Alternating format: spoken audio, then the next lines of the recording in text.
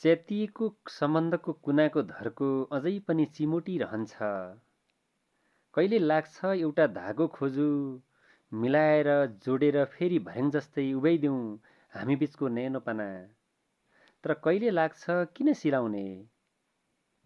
धागो त छ तर मनको कपडा नै फाटिसक्यो कि? फुस्रो भावना तिनै ठाउँमा फेरि टाँसिएला कि?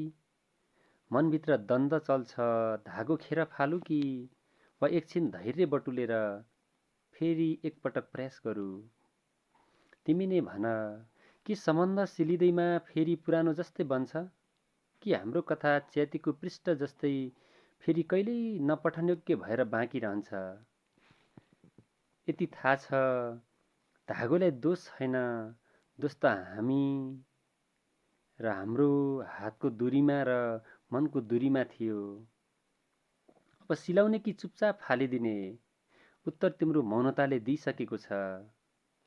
तर मन अझै पनि धागोको परिकल्पना समातेर बसेको छ।